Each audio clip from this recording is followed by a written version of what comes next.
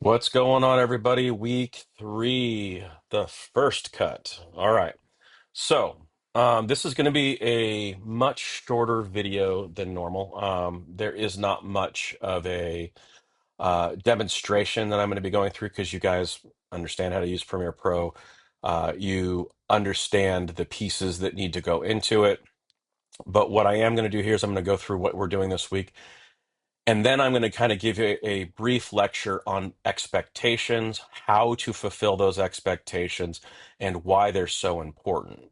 So that's kind of where you need to be tuned in and make sure that you're following. I want to start from the very top and explain to you this is the first week that I'm going to really start to grade hard on the kind of edit that you are going to turn in. So by the time you guys watch this, you should have turned in your rough cut. You should have gotten notes on your rough cut. If you haven't gotten your notes yet, you can pause and stop, or you can listen through either one. But before you start your next edit, go read the notes. Now, my expectation is you're going to read the notes, you're going to highly consider those notes, and you will implement the notes that you feel are the most pertinent that I've given you. That could be all of them. I suppose it could be none of them. I wouldn't suggest it's none of them because um, I'm trying to teach you what to put where and why that's important. Um, as I'm recording this, I have received some uh, edits that I've already given notes to, um, and they are quite important notes. So make sure you read the notes, implement the notes to the very best of your ability. And again, you're not required to follow the notes that I give you, but it is suggested because it is as an outside person looking at your edit, also as a person that knows this footage and has seen very high-end quality edits from this footage, as well as middle of the road and low end.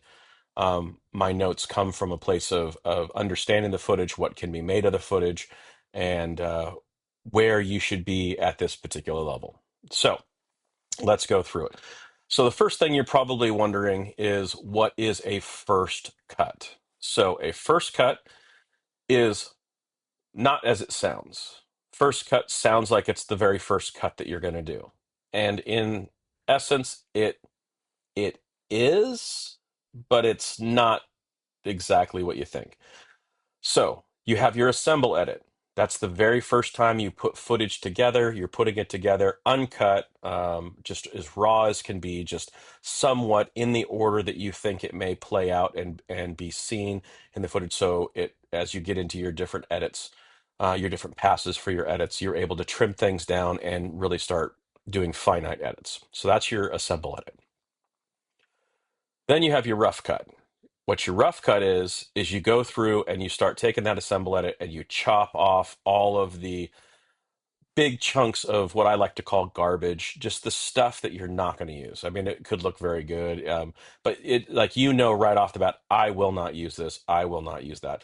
And you're putting it together in a manner that is indicative of the way you somewhat want it to be seen. So you're throwing a few L cuts in there, a few J cuts.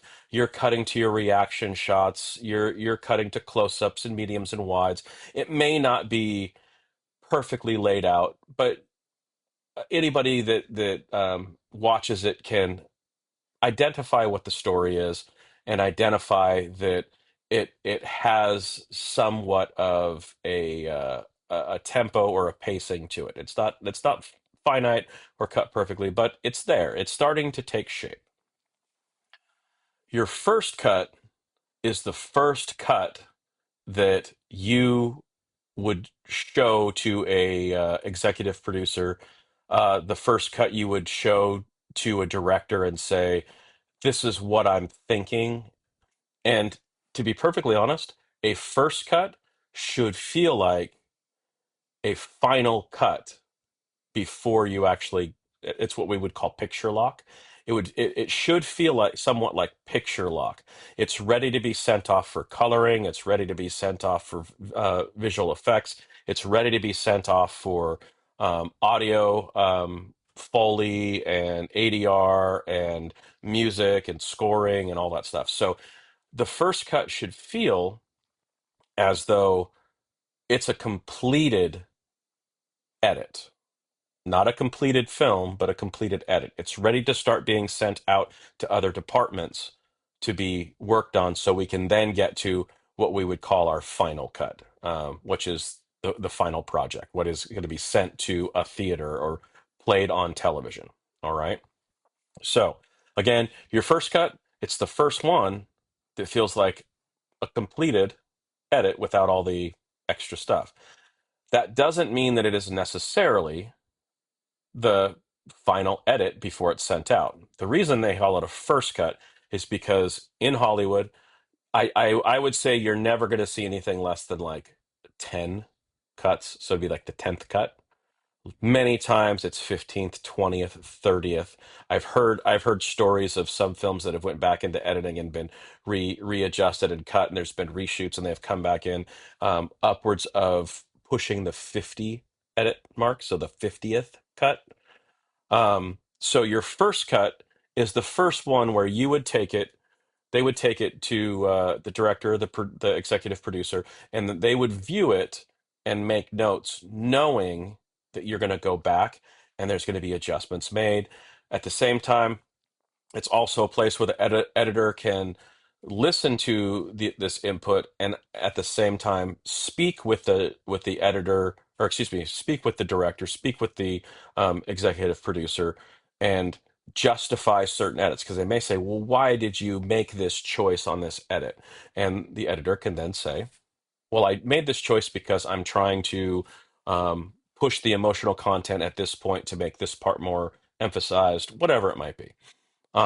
So this is very much a collaborative effort between the editor, the executive producer, and the director, um, viewing what is put together and then being prepared to make adjustments. All right. So it's a first cut, as in the first one that you actually want to show the vision of. Okay.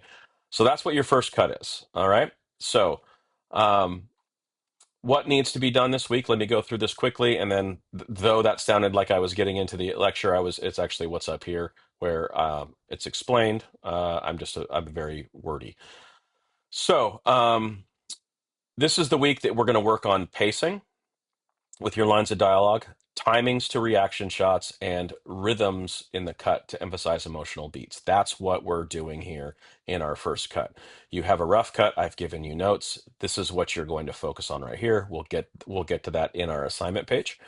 Prior to this class, so as you're watching this video, you should have turned in last week's edit, the rough cut. If you just turned it in, like within the last hour to 3 hours, it depends on what day it is. I might not have gotten to it. So if you've turned it in, let's say at midnight on Sunday night, um, I have to go and teach all day on Monday. So I won't be able to view it until Monday evening to give you notes. Just be prepared for that if you've turned it in at the last minute. If you turned it in earlier in the week, whether it was yesterday, the day before that, whatever it is, there's probably already notes waiting for you on the assignment page, so you can jump in there and look at the notes. And I will be as clear as possible. Please, when you're looking at the notes, don't take these notes as I'm ripping you and making you feel bad, like, hey, this is horrible, this is a piece of garbage. No, the notes are very specific to things that need to change. And if there's anything that is just done superbly, that's when you'll hear a positive where it's like, hey, this was great, don't change it.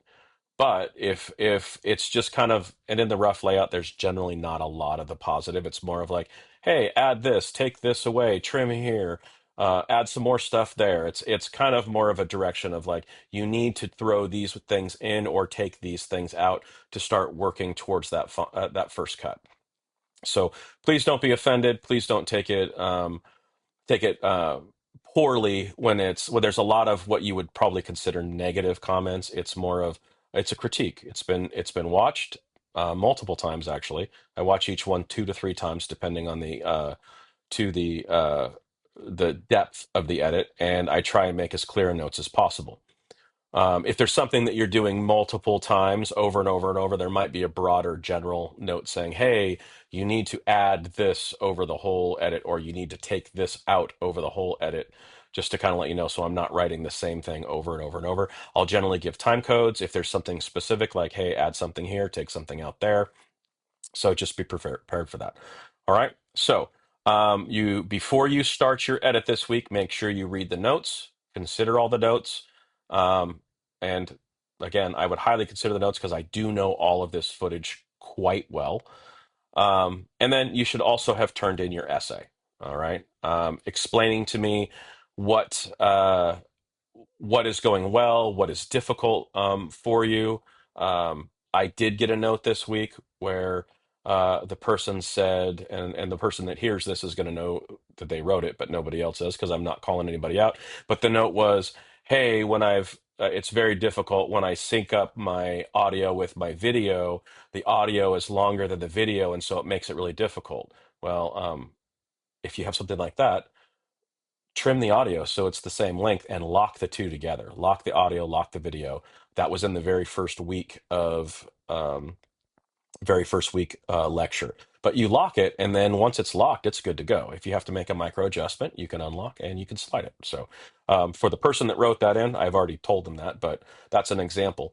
Try not to continuously say the same thing. If there's an issue that you're having, send me a direct message so I can address it if I'm not addressing it well enough that you understand what needs to happen. Okay. Sorry, not calling out the person that sent that to me. That's just more of a good example of, in general, if you're having an issue, please um, direct message me so we can talk. If there's a real issue, then we can set up a phone call or a Zoom call or whatever it might be to get things fixed. All right. That being said, so you're turning in your last week assignment if you haven't already, and about within 24 hours of you turning it in, you will have notes. You're turning in your essay about this last week. You are going to be reviewing the study materials this week. I highly recommend the study materials. They're all from the same exact content creator on YouTube, but he is a professional editor that works in Hollywood that has edited multiple Hollywood films. And at the same time, it's really cool because he does very in-depth dives on editing technique, and why we do things. And these are like they're high end. They're great. I love this guy. His name is This Guy Edits. That's his channel. This Guy Edits. It's really, really good. So make sure you watch each one of those from start to finish. Don't just turn it on and play it in the background. Listen to it because it's got a lot to put into it. All right, you will complete week 3 assignment by Monday at 11:59 a.m. So right before noon, 1 minute before noon. Technically 1 second before noon, because then when it turns to 12, then it locks. But that's just how this thing works. And then you will complete week 3's written essay. All right. Here is a suggestion. I'm going to throw it out here now, and I'm probably going to state it again before this video is over, because if there's one piece of professional editing that every single editor needs to know, this is a tip that take this to the bank, take it to the grave, take it wherever you want, share it with everybody that's an editor that you know, shout it from the rooftops. Every editor needs to know this because it will save them time and money in the long haul, and just a lot of grief, because I've lived through this. And when I've mentioned it to other editors, there's other editors like, oh my gosh, yes, I've done that so many times. And it took me a while to learn this. So create multiple copies of your rough timeline and experiment with different editing approaches in each version. So what I mean is, you have your rough edit. Copy that timeline, or excuse me, copy that sequence, create a fresh sequence and paste it in there. So you now have a duplicate. You're going to probably want to do that 2, 3, 4 times. Okay. Here's why you do it. Let's say you have your rough copy. You've been given notes by me. You change some things. You listen to me 100%, and then you go, this doesn't work. If you didn't make a copy and you're editing your rough draft and you change it, you may not be able to get it back to the way you had it. It is painful. I'll give you a quick story. I was working for Red Bull and I was editing one of their TV series for NBC, for sport NBC Sports. I did the edit. I basically gave them the first cut. I sent it in, and they looked at it and they said, "This is great. This is awesome. Blah blah blah." But we would like to change this part, this part, this part, and this part. So they had some changes for me. No big deal. That's pretty standard. They said they were very happy with what I had, but they had some changes. I went in, I made all of the changes. I sent in my second cut, and I got notes back saying, "Well, we really like this section and this section that we told you to change. We really liked the first one better." They didn't realize it right off the bat, and then they saw what I was doing, and after I made some changes, they wanted me to change it back. I had edited the rough cut, or I had my fine cut. I had edited it, turned it in, and then I edited right on top of that and got rid of those sections and made the changes they asked for. And then they wanted me to change them back. And I had to go back and look at my lower res video. I had to watch what it was. I had to like sit there and I spent hours trying to make it perfect, and it just never felt quite the same because you're off a frame here and a frame there and a frame here and a frame there, and it adds up and it just doesn't feel quite right. And lo and behold, they were never as happy with that first cut I had made of a certain section. I never could get it back where they were completely happy. They finally were like, "This is good. It's good enough. Why can't it be the same way?" And I finally had to come clean and said, "I messed up, and I edited on top of my original timeline, and I'm doing my best to try and get it back." And they were like, "Rookie mistake." And I'd already been editing in the industry for 10 years. I'd already done work for them a ton, and they liked me and they loved what I did, but they were disappointed in me because I made a rookie mistake. They understood, but I made the mistake. So, going back to this, after that story, you have your rough cut. I give you notes, copy that rough cut, paste it into a new sequence, re-edit, copy the rough cut again, paste it into another sequence, edit at a different tone, a different pace, a different style. Look at those two. You might even want to do it a third time or a fourth time. Depends on if you're hyper vigilant about that kind of stuff. But go back and look, because you might have one cut you really like something, and on a second cut you like something else, and on the third cut you like something else, and you can go and copy and paste those and do an even another timeline to get the best of all the pieces. Or even if you only do it once, I come back and give you changes. You make changes, and then you decide, I actually like this one better. Mr. Sheets is wrong, or I liked this other thing that Mr. Sheets said, and I changed it, and I didn't want to go back to what Mr. Sheets said. Whatever the reason being, you then can just go copy and paste that piece out of another sequence that you didn't edit over. All right. Secondly, I would like to think you are working between 5 and 7 hours on this week's assignment. Technically, for the credit hours for this class, you were supposed to put in approximately 9 to 10 hours of work every week for this class. That's outside of class time. So that includes listening to this video, watching the study materials that I give you, working on the edit, and writing the essay at the end. So you should be getting somewhere between 5 and 7 hours of edit time. I'm going to tell you right now, if you don't spend a minimum of 5 hours of edit time, you're shorting yourself. You're rushing. One of the things that I like to tell people, and it is pretty accurate overall, for every minute of completed edited video, you should spend 4 hours of time. And you may go over that, but you should never spend anything less than 4 hours on that minute. So this is approximately a 4 minute film.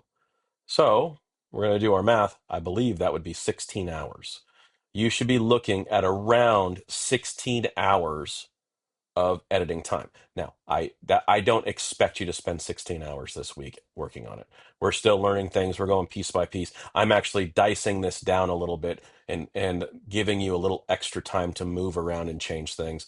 So really, if we were looking at it for every minute of video, if you spend 2 to 2.5 hours per minute of video footage that you currently have, you'll be in around the right area, because next week we're gonna come back, we're look at some things, we're gonna do some more stuff to it. And if you spend 2 to 2.5 hours per minute of video, you're gonna add up some more time. And when we're all said and done, you're probably gonna be sitting in the 5 hours per minute, 6 hours per minute edit time, not counting color correction, not counting visual effects, not counting audio. This is just the edit. Okay. Um, and I want you to be very precise about what you do. Don't just slap stuff together. I'm going to be looking very closely at your edits. I'm pushing you to create the most professional project you can. This is not just a class to slap stuff together, turn it in, and call it a day. So starting this week, I will be much more diligent in my grading and how I hand out points. If you normally do something that you slap together in 2 hours and, hey, I got a 92% or 94%, if I can tell that's what you did, it's probably going to be something more like a 75%. It's adequate, but it's not exemplary. So really pay attention when you're editing. Spend the time. Make sure there's no dumb, quick mistakes. Make sure that you're being very professional. Think of me as your client, and you're creating what I have paid you or I have commissioned you to do. Okay. So I'm sure I'll go on another tangent like that when we get to the assignment. But here's our three pieces of study material. Editing and Editing by this guy edits. Super good. It's such a good video. Um, in the Blink of an Eye by Walter Birch. We touched upon some of that last week with the six important aspects of video editing. He's going to go in more in depth. Walter Birch is a gem. He is still alive and kicking to this day, but he is kind of the godfather of editing. He's known as one of the greatest editors of all time. He's also the guy that spanned from actually cutting film into digital editing. I think he's in his 70s now, maybe might even be early 80s. All right. And then why does this edit feel right? Okay, according to science, we're talking tempo and the building of emotions. It's actually very scientific, so he's going to go through this. I think each one of these videos ranges anywhere from like 6 minutes to like 12 minutes. So you're talking way less than an hour of watching all of these. All right, so make sure you watch all of them from start to finish. Heck, if it were me and I was in college and I was paying for this class, I'd watch each one and I would take notes on it just to try and commit it more to memory, not just watch the video and call it a day. All righty. And our assignment. Okay, here's the assignment. This week we focus on refining your rough cut into a polished first cut. Having established the core story in the rough cut assembly, the primary objectives now are establishing a proper tempo and pacing in this edit and determining where to build tension and when to allow it to breathe. Okay, what this means. This is the hard part to explain and understand. Like you have to really have introspection on what makes you laugh, what makes you feel tense, what makes you excited when you're watching a film. So think of it this way. I even give this example down here. If you're doing comedy, which both of these films are comedy, and but at the same time, there's tension that builds before the comedic release on both films, and it's great because I have people editing both films, and it's awesome. I've had years where this everybody chose the same film, so it's great to have both films being chose. But think of it this way: if you have some sort of slapstick comedy and you really want to cause an unnerving piece of tension that actually becomes funny, you could have we'll go with the kaiju one. When the kaiju foot comes down and smashes the scientist, if you were to hang on the smash and or maybe the other actor's reaction just a tiny bit longer than is comfortable, rather than just cutting away, it becomes slightly more funny because it's so absurd. Same thing with drama or horror.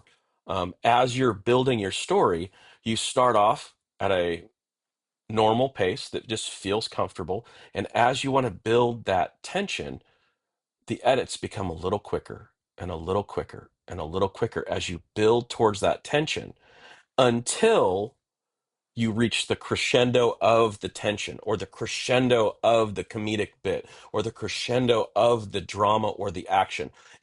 It quickens and quickens and quickens, and the people follow along with that emotionally. They're becoming more tense, they're becoming more excited, they're feeling the funniness start to happen. And then at the very end, there's a couple ways you can go about it. You can release by letting the shot sit and hang, or you can have it like one big final culmination and then it moves on quickly, almost so quickly that it's comedic. Okay. So, right here for so uh two effective techniques for building tension, principles that are also apply to comedy and drama and action. Progressively faster edits that increase in frequency as the sequence builds. This creates a sense of urgency and accelerates uh, the pace for the audience. Okay. And here's the opposite, juxtaposed, extending shots slightly longer than what feels comfortable. Holding on a shot beyond the natural rhythm can generate discomfort, unease for the viewer, or even that comedic sense. This comes down to you deciding which tactic you want to use. Pacing is immensely important in your edit. If you're just cutting from shot to shot, it's just cutting from shot to shot. Yes, it's showing different perspectives for the audience to be looking, but the audience does not feel as though they are involved in the story. They feel like they're an outsider just witnessing it happen. And if there's one thing you want to do is you want the viewer to be emotionally involved in your story, and you want them to mentally feel as though they are part of the story and not just an observer.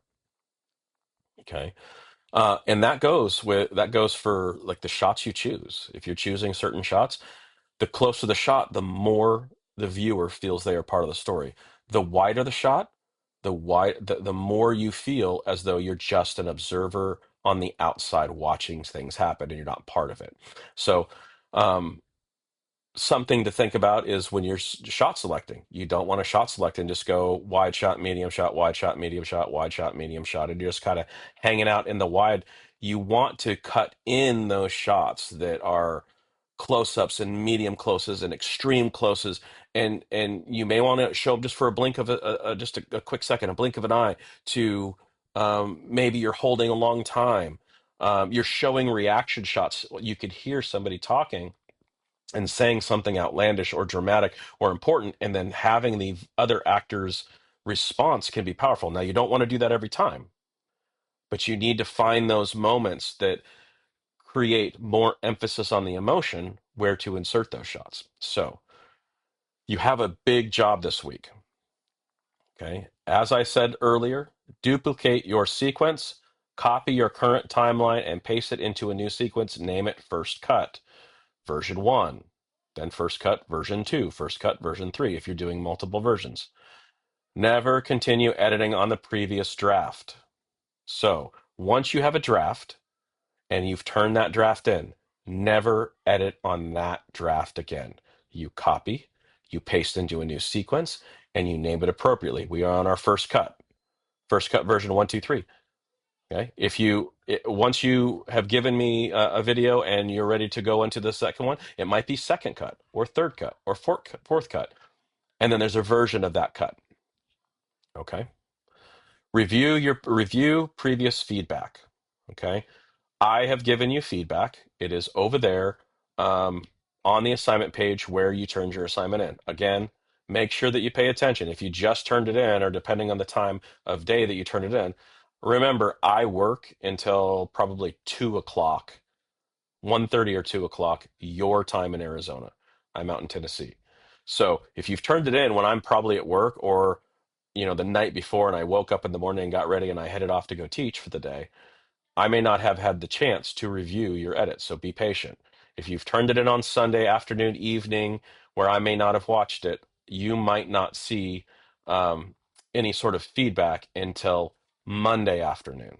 Okay. So just be prepared for that. If you turn it in on Monday, because it's late, you ain't going to see it until Tuesday. Just give me 24 hours from when you turn it in to see feedback. Okay. So view the feedback and consider the feedback. My suggestion, take that feedback, um, copy and paste it into a document, and then go through and maybe put pros and cons um, for each piece to try and decide whether it should work or not. Okay. Right. Next, don't overdo this. Don't overthink this. Select and place the music that you want to use. Okay. That doesn't mean that you need to edit super tightly. Go and find the piece or pieces of music that you want to use to help drive the emotional content of the story that you're trying to tell.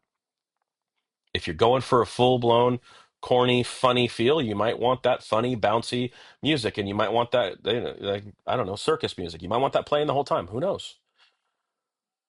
My suggestion, being that I've seen all this stuff many times in many different kinds of edits, my suggestion is use multiple um, kinds of music, multiple tracks of music. Start with one that starts kind of mundane and chill, and then maybe things start to get a little more tense. So it rolls into a more tense um, track that's playing, and then at the crescendo, a new track with a comedic event happens. A new track that's a little lighter, funnier may pop in there. Okay, I would dare to say a minimum of two different music tracks should be used. Now, if you find the perfect music track and you're only using one, good on you. That's great. But two minimum is what I've seen that really works well. And I've seen upwards of seven different music tracks move through one of these in particular um, short films. I would say the average is probably three or four. Okay. Also, here's a website, freesound.org. Here it goes, right there. If you join and log in, it's absolutely free, and there are thousands and thousands of music tracks, and so thousands and thousands of music tracks and sound effects and all kinds of stuff. So great place to go. After you download like 8 or 10 clips, it'll say, "Hey, would you like to donate? You're using our stuff. You should probably donate." They don't care if you donate 50 cents or a dollar or zero. But if you end up using it a lot and you turn around going, hey, this is a great website that's free, they run on donations only. It's always a good idea to, Venmo them, a buck or $2 or $5 or whatever. You got, thousands and thousands and thousands of people worldwide donating, a couple bucks. Next thing you know, they're making 10, 15, $20,000 to keep improving the website. And over the last 5 years, this website has gotten massively better. Okay. Just a thought. You don't have to, but this is a place you can go and get music and get sound effects. Now, what I said right here is it's not in general, it's not a good idea to use music like popular music from any generation that's popular that has like singing in it.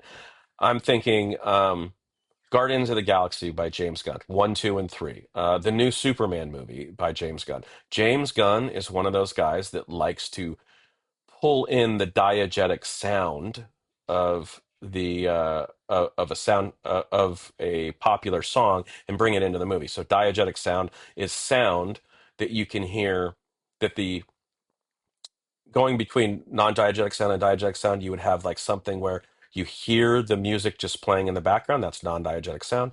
And then if the um, world can hear that they have created, the world can hear the music. That is diegetic sound. So in Guardians of the Galaxy, when Star Lord turns on his cassette player and it starts playing a song, and then he puts it over his ear, headphones over his ears, and then he's rocking to that song that we're hearing as an audience. That is diegetic sound. Unless you're doing something like that, it's generally not a great idea to utilize some popular song. You want to keep a non-vocal song. So you want a music track, not a singing track, unless it fits to your edit specifically. All right. Refine your edit. Um, this is a stage of editing. Remove all unnecessary footage and fine tune every cut. Spend time nudging and adjusting clips by 1 or 2 frames to adjust the most effective rhythm. A professional editor is never fully satisfied. Um, Continually refining their work. Small adjustments, every even 1 and 2 frames, can dramatically improve the flow and impact of the sequence. Continue tightening until the edit feels as strong as possible within the given time frame. So I'll give you a little piece of information. It's quite funny when you talk to a professional editor that's creating for a job. Generally, they never feel like their edit is complete. They generally feel as though they needed more time. Everybody feels that way. I needed more time to tighten something else up. It's just not perfect. And then they'll tighten it up and then they'll watch it again. And then they want to tighten something else and they'll watch it again and they'll tighten something else and they'll watch it again. Basically, all the way up until the it is a due date. There's a hard line. Hey, it has to be turned on this day. Almost every single editor experiences that on a professional level. Every single edit. It's never done. They never just go, okay, I'm done. Here it is. Not unless there's a deadline. Okay. Now, test screening. This is absolutely imperative, and this is a requirement that you have to do. So don't skip this. Okay. Once you have your first cut, version 1, done, that's why version 2, version 3, version 4 could come into play. Version 1 is done. I want you to find at least 3 different people and show it to them. Ask them to provide specific, honest feedback on what is working and what needs improvement. Request that they write down their notes and record them for you. Okay, you don't have to have they don't have to record them on video. I want to actually see this. So the biggest thing you need to get across when you do this is you tell them, hey, it's not going to hurt my feelings. If there's something that you didn't feel quite right, if there's something that needs some work, if there's something that doesn't fit, if there's an error that you see, please tell me. I won't take it personal. I just need to know what I can do to make this better. What happens as an editor is so many times we get so wrapped up in the edit that we're doing, we think our edit's looking great, and we're missing little minute details because we're so close to the edit. And then you show it to somebody else, they go, oh, what about this, this, this? And then you look at it and you go, oh, I missed that. That's what this is. Show it to 3 people. Have them write down their notes to you. So give them a notepad or something like that, or they can type it up on whatever. It doesn't really matter. Have them do that and then give it back to you. The areas that they need to focus on are right here. Emotions. Does the film successfully deliver the intended drama or comedy or action? I know that both of the films are dramatic with a comedic twist, so um, that's why it's drama and comedy right here. Tempo. Does any section feel too fast or too slow? Does something need to be slowed down, and does it need to breathe? Do you need to rest on a shot for an extra half second or second? Okay. Does it need to speed up because it feels like it's dragging? It's not keeping the person's attention. Ask them that question. Did it keep your attention? Were you intrigued? Did you start to get bored? Did you want to grab your phone and start scrolling? Like that's the test right now for anybody. If they're watching a film and they're ready to pick up their phone and start scrolling, the edit needs to be tightened up. It needs to be a quicker pace. Okay. If somebody's watching it and they get done, they're like, I missed so much. I can't even quantify what I just saw. It might need to be slowed down. So getting that outside perspective of the tempo is really important. Technical quality. Does the edit feel professional? Are there visible flaws or awkward cuts? Is there anything that kind of jumps out, or just it just felt wrong, or I saw a flash frame of a black frame, or is there something, is there anything that just doesn't feel like it was quite as professional as it could have been?